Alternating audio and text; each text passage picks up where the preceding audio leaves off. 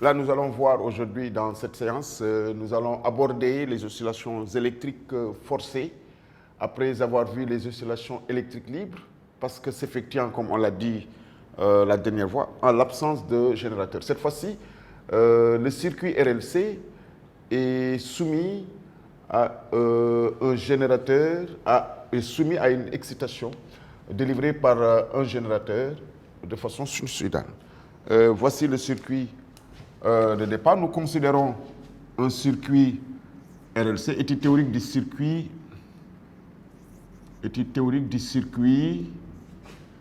RLC, série évidemment, au programme. Nous considérons un circuit constitué d'un résisteur, d'une bobine, d'un condensateur.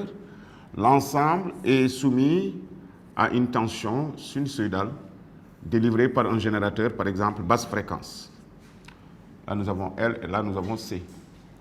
Étant entendu que, à ce niveau d'écriture, vous devez de disposer, supposons U de T, qui s'écrivent, nous avons ici U de T. Là, vous devez, pour pouvoir établir l'équation différentielle qui régit ce circuit oscillant, parce que c'est le générateur basse fréquence impose une excitation au circuit RLC, lequel circuit est traversé par un courant délivré par ce générateur. Ainsi, en écrivant que U de T, ceci représentant U qu'on va appeler UR, UL et UC, en utilisant la loi d'additivité de tension, on peut écrire que U de T, c'est égal à UR plus UL plus UC. Les écritures sont en minuscules, l'ayant affecté à des grandeurs variables. À savoir que U de T s'écrit tout simplement R fois I de T plus L D de I sur D de T plus UC qui vaut Q sur C, parce que c'est le même courant qui traverse le condensateur. Partant de l'écriture suivante, supposons que I de T s'écrive, c'est une convention, IM cosinus oméga T, et que U de T s'écrive UM, excusez-nous, cosinus oméga T plus phi. Évidemment, le déphasage de la tension par rapport au courant, c'est ça que nous avons appelé phi, évidemment. Étant entendu que phi peut valoir 0, phi peut être positif, phi peut être négatif. Si phi égale à 0, nous dirons tout simplement que le courant et la tension sont en phase. Si phi est positif, d'après cette écriture, si phi est positif, U est en avance sur I. Et si phi est négatif, c'est que I est en avance, autrement U en retard sur U de T. Mais pour le moment, on n'en est pas là. Vous devez être à même d'exploiter cette équation résultant de la loi d'additivité des tensions. Compte tenu de l'écriture de I suivante, on peut écrire que, on va changer de couleur un peu, on peut écrire que U de T s'écrivant R fois IM cosinus oméga T plus L D de I sur D de T. Autrement, plus L, autrement ça devient moins L oméga IM sinus de oméga T. En dérivant ça. Ensuite, plus Q sur C. Au passage, il va falloir l'écrire ici. D de Q sur D de T égale à I. Ça veut dire que d de Q égale à I d de T. Autrement que Q égale à intégrale de I d de T. Donc Q sur C égale à 1 sur C I d de T. Et que l'intégrale de IM cosinus oméga T d de T s'écrit tout simplement IM sur oméga, à une constante près évidemment, sinus de oméga T, qu'on peut écrire égal à IM sur oméga cosinus de oméga T moins pi sur 2. De la même façon, moins L oméga IM sinus de oméga T s'écrit tout simplement L oméga IM cosinus de oméga T plus pi sur 2. Ceci compte tenu des formules de duplication de la trigonométrie. Donc nous aurons finalement U de T qui s'écrit, U de T s'écrit finalement R IM cosinus oméga T, compte tenu de ce qu'on vient de dire, plus L oméga IM cosinus oméga T plus pi sur 2 plus IM sur C oméga cosinus oméga T moins pi sur 2. Étant entendu que nous sommes partis d'une fonction cosinus, on aurait pu partir d'une fonction sinus. Le résultat serait identique à une phase près. On peut effacer ceci. Ainsi, nous remplaçons U de T pour gagner du temps par U de T qui est égal à UM cosinus oméga T plus phi. Donc nous voyons là que U de T qui est égal à RIM cosinus, etc. Nous avons, si vous voulez, trois fonctions, qui est la somme de trois fonctions sinusoïdales. Et c'est là où nous allons utiliser la représentation de Fresnel.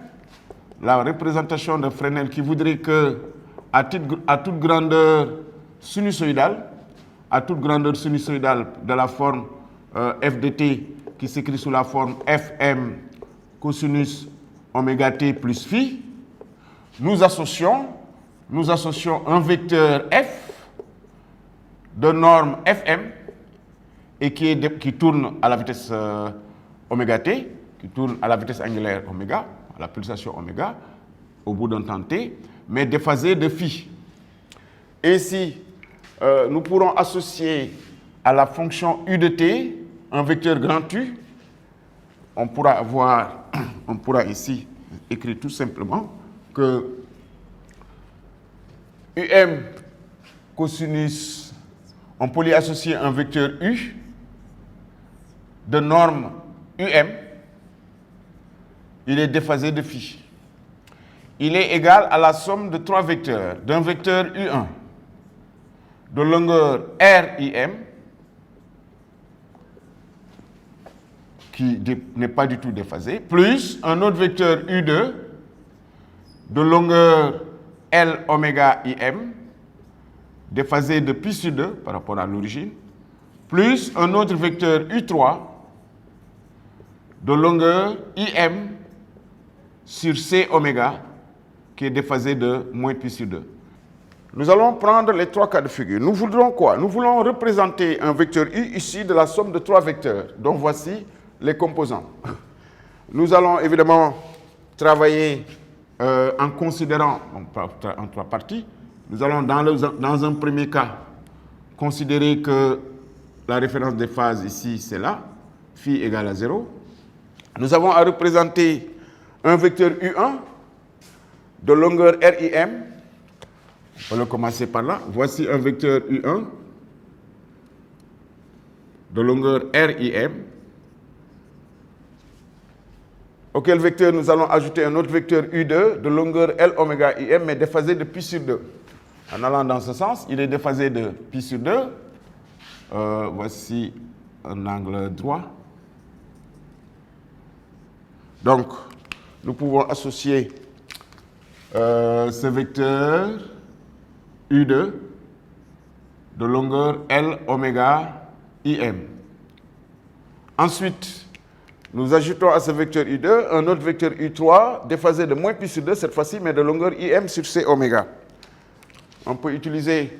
Ah, là, il a fallu évidemment revenir. Nous allons nous contenter de cette écriture. Là, nous avons un vecteur de longueur IM sur C oméga. Ça, c'est dans un premier cas. Étant entendu que ici, nous avons L oméga IM qui est supérieur à IM sur C oméga. Dans une autre représentation, nous aurons évidemment ici vecteur U1 plus vecteur U2 plus vecteur U3 nous donne le vecteur U de longueur UM qui est déphasé de phi. Étant entendu que là, nous voyons très bien que phi est positif, que la tension est en avance sur le courant, comme on l'a dit tantôt.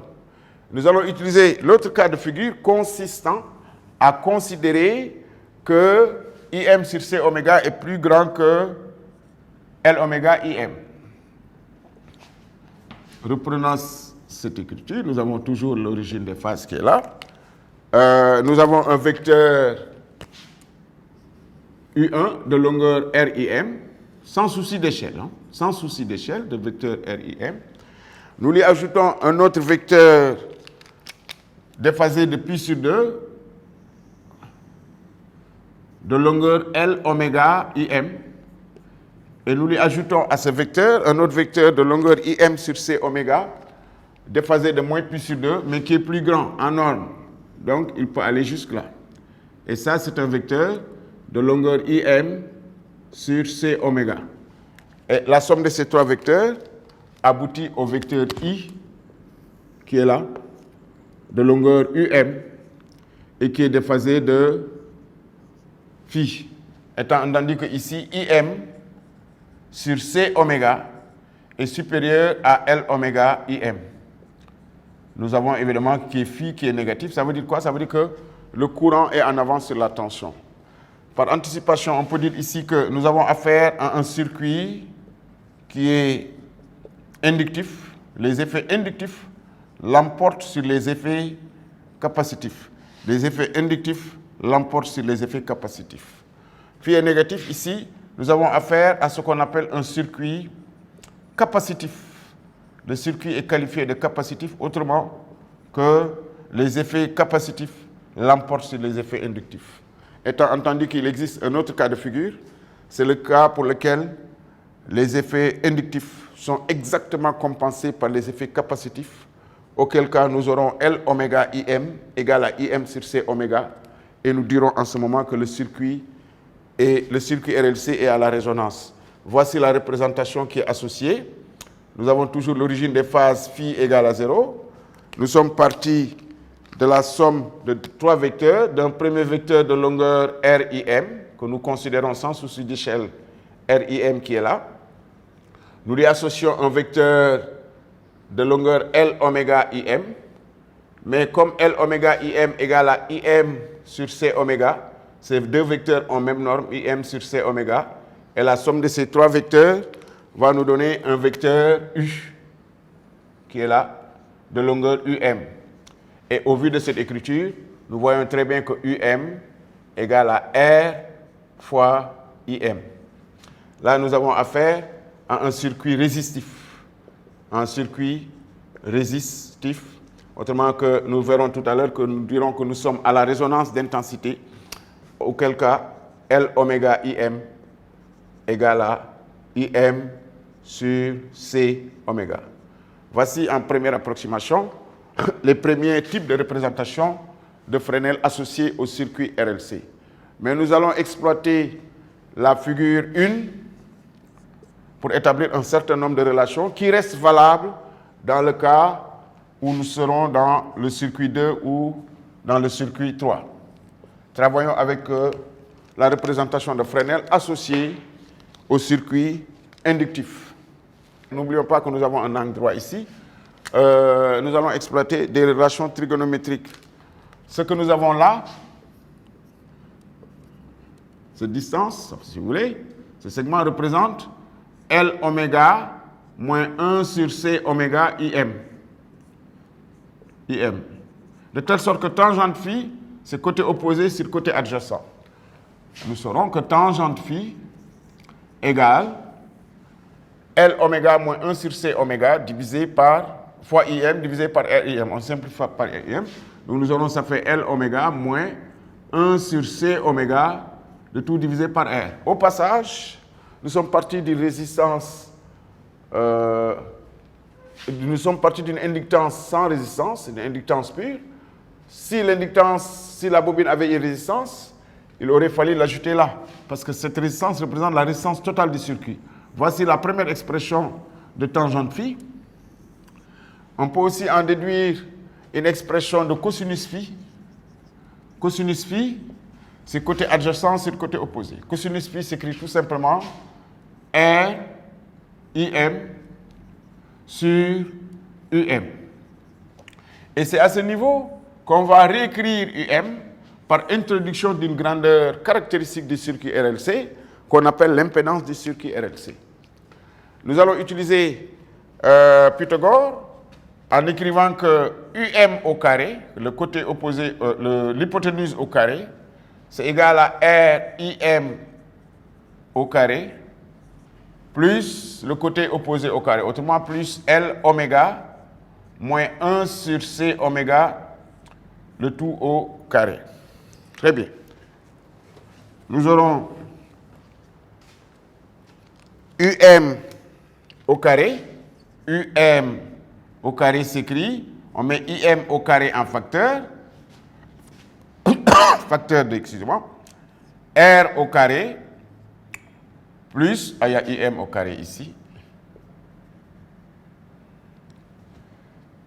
L oméga, moins 1 sur C oméga, le tout au carré. Donc, on aura UM égale IM racine de R au carré plus L oméga moins 1 sur C oméga, le tout au carré. On appelle impédance maintenant du circuit. Impédance, on définit l'impédance comme il a été vu dans le cours, parce que là, je vous rappelle que nous insistons sur des points particuliers. L'impédance du circuit RLC, l'impédance Z. L'impédance Z du circuit RLC. Du circuit RLC est un nombre défini par Z égale à UM sur IM.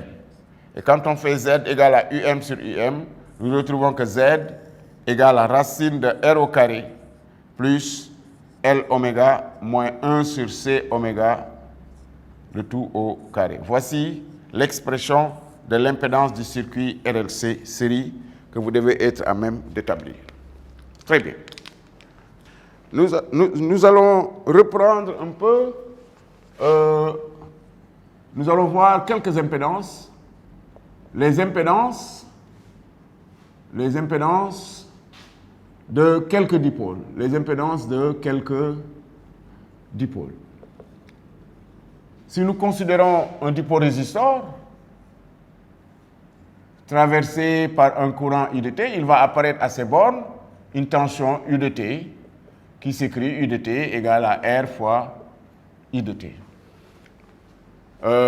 Évidemment, il serait intéressant d'écrire que UM cosinus oméga T, par exemple, plus phi égale à R IM cosinus oméga T plus phi. Il va de soi que ici, l'impédance d'un dipôle résistor s'écrit tout simplement R. L'impédance d'un dipôle résistor s'écrit ZR, Z égale à R.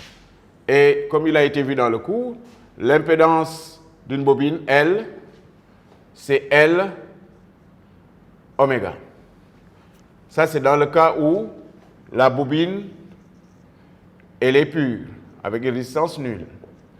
Et dans le cas où la bobine dispose d'une résistance, l'impédance de la bobine s'écrit tout simplement racine de R au carré plus L oméga, le tout au carré. Et l'impédance d'un condensateur s'écrit tout simplement 1 sur C oméga, étant entendu qu'avec oméga égale à 2pi fois F, F étant la fréquence imposée par le générateur basse fréquence qui excite. Très bien. Compte tenu de ceci, ce qu'il faut surtout éviter, c'est d'éviter que ce qu'il faut éviter d'écrire, c'est que l'impédance du circuit RLC n'est pas égale à l'impédance de la bobine plus l'impédance du résistor plus l'impédance du condensateur. Cette égalité, elle est fausse. Il faut absolument éviter d'écrire ceci. Très bien. Nous allons exploiter un certain nombre de relations. Ayant écrit tout à l'heure que cosinus phi égale à RUM sur IM. Donc, on peut poursuivre en écrivant que cosinus phi égale à R, IM, mais UM, ça fait Z fois IM, évidemment. Donc, finalement, on retrouve que cosinus phi, qu'on va appeler plus tard facteur de puissance, cosinus phi, c'est tout simplement égal à R sur Z. Voici des formules qui vont nous aider à exploiter, qui vont nous aider à répondre à un certain nombre de questions qui seront posées. La courbe de résonance, on reviendra sur la courbe de résonance, mais il serait intéressant de parler de ce qu'on appelle la puissance moyenne. La puissance moyenne consommée par le circuit RLC. Par définition de la puissance moyenne, c'est égal à U de T fois I de T. Mais nous, compte tenu de ça, autrement, si vous continuez que la puissance moyenne s'écrivant UM cosinus oméga T plus phi IM cosinus, par exemple, de oméga T. Évidemment, ici, c'est plutôt la puissance instantanée qui est là, l'expression de la puissance instantanée, on l'appelait la puissance instantanée, et que la puissance moyenne, c'est la moyenne de la puissance instantanée sur une période intégrale des hommes de 0 à t, de puissance instantanée d de t. Compte tenu de ce fait, bon, on fait confiance, vous aboutirez à l'expression finale et définitive qui s'écrit la puissance moyenne, c'est U fois I fois cosinus phi. Et au passage, comme on l'a dit, U représente la valeur efficace. U, c'est la valeur efficace, de la tension délivrée par le générateur. Au passage que U égale à UM sur racine de 2. Et que U est une grandeur déterminée par un voltmètre. De la même façon, I, c'est la valeur efficace de l'intensité du courant, que I égale à IM sur racine de 2. Étant entendu que cette intensité efficace est délivrée par un ampèremètre placé en série dans le circuit. Compte tenu de cette écriture, on peut écrire que P, finalement, qui est égal à U fois I fois cosinus phi, on aura la puissance, s'écrit tout simplement UM fois IM cosinus phi de tout sur 2. C'est des écritures équivalentes. Mais au passage, nous avions dit tantôt que cosinus phi égale à R sur Z. Donc finalement, la puissance se ramène à U fois I R sur Z. Et que, n'oublions pas que U égale à Z fois I. Donc finalement, la puissance s'écrit tout simplement U fois I fois R sur Z. Z n'est rien d'autre qu'égal à U sur I, autrement U sur I. On simplifie par U et on retrouve que la puissance d'un circuit RLC, ça ramène tout simplement à R fois I carré. Elle est consommée sous forme de puissance joule. Savoir lier ces deux événements, plutôt ça. Et c'est ça qu'on appelle le facteur de puissance. C'est le facteur de puissance. Très bien. Si nous reprenons notre circuit RLC, si nous reprenons le circuit RLC, excité par un GBF, délivrant une tension sinusoïdale, voici le circuit RLC. Qu'est-ce que nous remarquons? Nous remarquons que pour une certaine valeur de la fréquence délivrée par le GBF, le courant et la tension sont en phase. Auquel cas, nous aurons une représentation temporelle suivante. On peut assister, supposons que voici comment évolue l'évolution de la tension délivrée par le GBF. On peut avoir un événement assez particulier qui est comme ça. Et nous dirons que le courant et la tension sont en phase. Bon, évidemment, ici, avec les connexions associées, on peut, supposant que ceci, c'est la voie 1 et qu'en rouge, c'est la voie 2, ayant connecté ici, là, nous avons une voie, ça, c'est la voie 2. Là, nous avons la masse. Et évidemment, ici, nous avons une voie, la voie 1, laquelle voie 1 permet de visualiser la tension délivrée par le GBF et la voie 2 permet de visualiser la tension délivrée aux bornes du résistor et partant de visualiser l'évolution du courant. Parce que UR égale à RI, autrement que I égale à 1 sur R fois UR.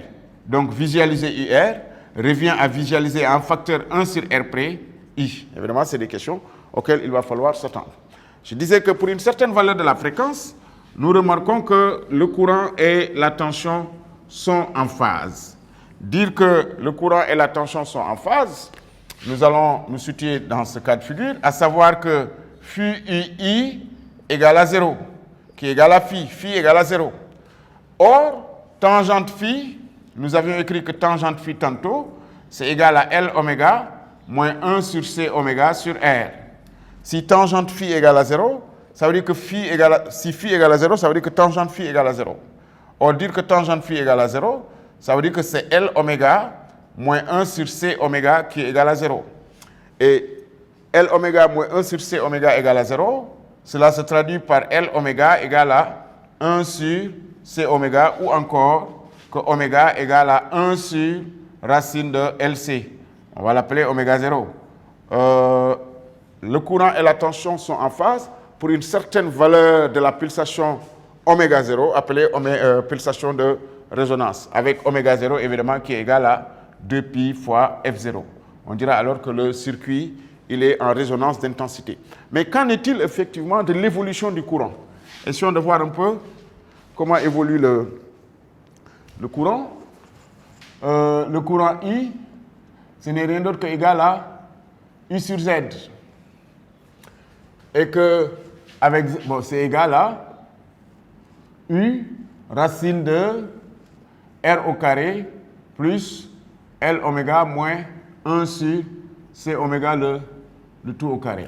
Évidemment, le fait de faire varier la fréquence des GBF, on maintient en même temps la tension efficace constante. Ce qui fait que pour une certaine valeur de la fréquence, nous avions vu que à la résonance, ce dénominateur à la résonance, L oméga moins 1 sur C oméga égale à 0. Autrement que I, l'intensité efficace est maximale parce que le dénominateur est minimal. Et le dénominateur est minimal pour oméga 0 égale à 1 sur racine de LC. Et I max, évidemment, à la résonance, l'intensité s'écrit tout simplement U sur R. Et que l'impédance à la résonance, l'impédance du circuit, se ramène tout simplement à R, ce qui nous a fait dire tout à l'heure que le circuit il est qualifié de circuit résistif. Le circuit RLC est assimilé et équivalent à un dipôle résistor constitué de résistance. Au passage, je rappelle que ceci constitue la résistance totale. Ça, c'est au cas où la bobine aurait à son tour une petite résistance. Ainsi, s'il fallait suivre l'évolution en fonction de la fréquence ou de oméga, de la pulsation, l'évolution de l'intensité efficace, nous voyons que en faisant varier la pulsation du GBF, l'intensité efficace augmente, avant d'atteindre un maximum et ensuite de revenir. Nous obtenons cette courbe qui traduit ce qu'on appelle la résonance d'intensité. À la résonance, l'intensité efficace est maximale pour une certaine valeur de oméga que nous avions appelée oméga 0. Et là, vous avez la valeur maximale de l'intensité efficace que nous appelons I0. Et nous allons essayer de façon rapide d'exploiter ce graphique. Ayant exploité ce graphique, nous revenons là. Nous avons là une première partie, une deuxième partie à la résonance et une troisième partie après la résonance. Avant la résonance, à la résonance et après la résonance. Mais donc, il serait intéressant de définir, ça a été défini, ce qu'on appelle la bande passante à 3 décibels, cela sous-entend, la bande passante, BP, c'est un intervalle de fréquence pour lequel nous avons I0, nous avons deux valeurs de pulsation. Nous avons, il existe 2 oméga, 2 pulsations pour lesquelles I oméga supérieur ou égal à I0 sur racine de 2. Évidemment, la démarche, elle est très simple. Nous partons de I0, que nous divisons par racine de 2, en supposant que I0 divisé par racine de 2 est là. Vous obtenez 2 pulsations, oméga 1 et oméga 2. Et nous définissons la bande passante, je rappelle que c'est un intervalle de fréquence, comme étant égal à oméga 2 moins oméga 1. Et voici défini ce qu'on appelle la bande passante, à 3 décibels. Maintenant, partant de là, il serait intéressant d'introduire, on rappelle, ce qu'on appelle le facteur de qualité, communément appelé aussi facteur de surtension, Il est ainsi défini, le facteur de surtension est défini comme étant oméga 0 sur delta oméga. Oméga 0 sur delta oméga. Et très bien. Mais là, il serait intéressant de revenir sur ce facteur de qualité et de comprendre un peu physiquement la signification physique de ce facteur de qualité. N'oublions pas que nous sommes à la résonance, c'est une remarque importante, où nous avions écrit que L oméga égale à 1 sur C oméga. À savoir que les effets inductifs sont compensés par les effets capacitifs. Le circuit n'est ni capacitif ni inductif, il est plutôt résistif. Nous allons multiplier par IM et nous allons multiplier par IM. Donc ceci nous renseigne sur quoi? Ceci, c'est la tension aux bornes de la bobine. C'est la tension maximale aux bornes de la bobine. On va l'écrire UML. Et ceci, c'est la tension maximale aux bornes du condensateur. Donc, chose extraordinaire, à la résonance, la tension aux bornes du condensateur est exactement égale à la tension aux bornes de la bobine, d'après cette relation. Revenons sur l'expression du facteur de qualité, le facteur de surtension, qui est égal à R sur L. Autrement, nous écrivons que, enfin, ce n'est pas le facteur de qualité, c'est la bande passante à 3 dB. Delta oméga égale à R sur L. Ce qui nous fait que le facteur de qualité s'écrit L oméga 0 sur R. Très bien. Partons de cette expression du facteur de qualité, à savoir que Q égale à L oméga 0 sur R. Nous situons à la résonance, on peut multiplier en haut par IM et en bas par IM. Ceci représente, si vous voulez, la tension UM aux bornes du générateur, et ceci représente la tension maximale aux bornes de la bobine. Autrement que le facteur de qualité s'écrivant U, la tension maximale aux bornes de la bobine, sur la tension maximale aux bornes du condensateur. Ce qui nous permet d'écrire que la tension maximale aux bornes de la bobine peut être un facteur multiplicatif de la tension aux bornes du condensateur. De la même façon, on peut aussi écrire que la tension maximale aux bornes du condensateur, c'est écrit Q fois UM. Ce qui veut dire quoi? Au cas où le facteur de qualité, ce qui est le plus souvent le cas, au cas où le facteur de qualité est supérieur à 1, nous assisterons à un phénomène physique très intéressant. Si le facteur de qualité est supérieur à 1, ça veut dire que la tension aux bornes du condensateur, tout comme la tension aux bornes de la bobine à la résonance, est supérieure à la tension maximale délivrée par le générateur. Nous assistons à un phénomène qu'on appelle le phénomène de surtension. C'est le phénomène de surtension. D'où son nom, facteur de qualité ou bien facteur de surtension. Mais physiquement, il renseigne quoi le facteur de qualité? Le facteur de qualité renseigne sur ce qu'on appelle l'acuité à la résonance. Ayant écrit l'expression du facteur de qualité, ça s'écrit L oméga 0 sur R, autrement qui est égal à 1 sur R C oméga 0. Nous voyons très bien que si la résistance totale du circuit augmente, le facteur de qualité diminue. Si le facteur de qualité diminue, nous avons ce qu'on appelle une résonance floue. Autrement, nous aurons une résonance floue qui a cette allure. Au contraire, si la résistance est très faible, si la résistance elle est très faible, nous avons un très grand facteur de qualité, le facteur de surtension est très élevé, nous assistons à ce qu'on appelle un phénomène de résonance aiguë. Nous avons là l'exemple type d'une résonance aiguë.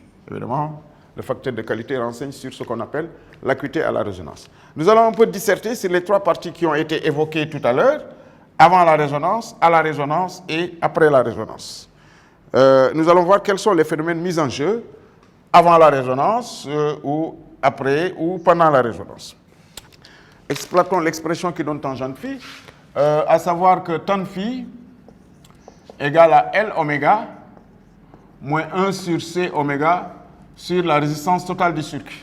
Nous allons exploiter le numérateur et nous allons exploiter L oméga moins 1 sur C oméga. Et nous allons supposer qu'il est positif. Autrement, le circuit, il est, ici nous avons L oméga supérieur à 1 sur C oméga, à savoir que le circuit est inductif. Le circuit est inductif.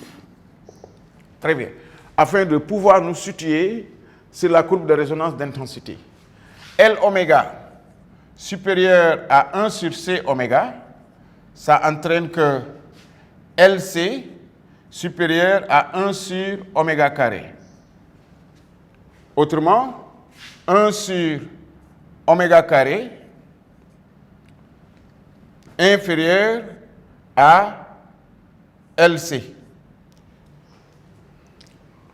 Autrement, oméga carré supérieur à 1 sur LC. Mais n'oublions pas que LC représente qui est égal à oméga 0 carré, la pulsation de résonance. À savoir que oméga est supérieur à oméga 0. Donc pour toutes les pulsations supérieures à oméga 0, nous avons affaire à un circuit inductif. Donc voici oméga 0. Et dans cette partie-là, toutes les pulsations sont supérieures à oméga 0, nous avons affaire à un circuit inductif. Il va de soi qu'ici, nous avons affaire à un circuit capacitif, étant entendu que si oméga égale à oméga 0, nous avons un circuit qu'on appelle, nous sommes à la résonance, nous avons un circuit résistif. D'où le mot cri, c'est à retenir, CRI, la méthode CRI. Capacitif, résistif, inductif. Ça, c'était une remarque. Et nous allons insister un peu sur les phénomènes de déphasage. Nous allons retraduire en termes graphiques l'évolution deux courbes en fonction du temps. Peu importe, nous avons ça, nous avons ça, nous avons ça. Et nous allons envisager le cas où nous avons envisagé un cas intéressant, où nous avons, etc., etc. Nous avons, par exemple, ça. Nous allons envisager ça, qu'on va appeler un petit L. Et la période, on peut à la limite travailler entre là et là, que nous allons appeler grand L. Grand L. Et le déphasage phi, c'est défini tout simplement par 2pi petit L sur grand L. Supposons le déphasage connu. Le déphasage entre le courant et la tension. Il serait intéressant, partant d'un exemple pratique, supposons que le déphasage soit égal à, par exemple, pi sur 4. Supposons que nous avons phi ui égal à pi sur 4. Ceci représente quoi? C'est le déphasage de la tension par rapport au courant. On peut demander quel est le déphasage dans le condensateur ou dans la bobine, le déphasage du courant par rapport à la tension. Mais ce qu'il faut savoir, c'est que UL égale à L dDi sur ddt. Avec I de t, si vous vous rappelez, qui s'écrivait Im cosinus oméga t. Donc, UL s'écrit tout simplement L oméga Im cosinus oméga t plus pi sur 2. À savoir que la tension aux bornes, le déphasage de la tension, c'est égal au déphasage du courant plus pi sur 2. C'est une écriture qui est intéressante. De telle sorte que ça, c'est la tension au bord de la bobine. La tension au bord de la bobine est déphasée et en avance de pi sur 2. Il est en quadrature, il est en avance de pi sur 2 par rapport au courant. Nous allons exploiter cette relation. Ça, c'est phi u moins phi i qui est égal à pi sur 4, par exemple. Le déphasage de la tension délivrée par le générateur par rapport au courant qui circule dans le circuit est de pi sur 4. Qu'est-ce que nous cherchons? Nous cherchons maintenant quel serait le déphasage phi L égale à phi I plus pi sur 2. À savoir que nous avons phi I égale à phi IL moins pi sur 2. Cette expression sera introduite là. Nous aurons phi I moins phi UL moins pi sur 2, c'est ça qui est égal à pi sur 4. Autrement, phi U moins phi UL plus pi sur 2 égale à pi sur 4. À savoir que phi U moins phi UL égale à pi sur 2 moins pi sur 4. Autrement, ça nous fait moins pi sur 4. Ça nous fait égal à pi sur 4 aussi. Donc, la tension est déphasée, la tension délivrée par le générateur est déphasée de pi sur 4 par rapport à la tension à l'intérieur au borne de la bobine. Pi sur 4 moins pi sur 2, ça nous fait effectivement, excusez-nous, pi sur 4 moins pi sur 2. Ça nous fait moins pi sur 4. Très bien. Autrement, très bien. La tension est en avance, la tension au borne de la bobine est en avance par rapport à la tension au borne du circuit. On aurait pu le faire, on aurait pu faire la même chose par rapport au condensateur, étant entendu que phi UC égale à phi I moins pi sur 2. Ça, c'est bon à connaître. C'est que le courant est en avance dans le condensateur, ils sont en quadrature, mais le courant est en avance. Dans le cas d'une bobine, ils sont toujours en quadrature, mais c'est la tension au borne de la bobine qui est en avance sur le courant. Et ainsi de suite. Ça, c'est des remarques générales. Tout au plus, savoir exploiter, savoir lire le déphasage graphiquement, pouvoir déterminer UM graphiquement, pouvoir déterminer IM graphiquement, savoir que I, tout comme U, sont déterminés par des appareils de mesure, à savoir un ampèremètre et un voltmètre, et compte tenu de la valeur de phi, et graphiquement aussi, pouvoir prévoir laquelle des grandeurs est en avance sur l'autre, ainsi de suite, ainsi de suite. connaître la nature du circuit. S'agit-il d'un circuit inductif, capacitif ou résistif, ou si on est à la résonance. Et surtout de pouvoir identifier un dipôle, étant entendu que quand vous êtes en régime continu et que quelque part on avait inséré un dipôle inconnu X et que très certainement qu'on dise qu'il existe un courant en continu, supposons qu'il, évidemment, dans le cas d'un condensateur qui ne peut pas travailler en continu, dites-vous bien que en continu, quand on dit, si on se rappelle de l'impédance d'un condensateur, en continu, oméga égale à 0, l'impédance tend vers l'infini. L'impédance tendant vers l'infini, évidemment, en continu, le courant est nul. C'est la méthode qu'il faut absolument connaître. En attendant de revenir en détail sur les autres chapitres, je vous remercie et pour pouvoir exploiter après les exercices qui vous sont remis. Merci beaucoup.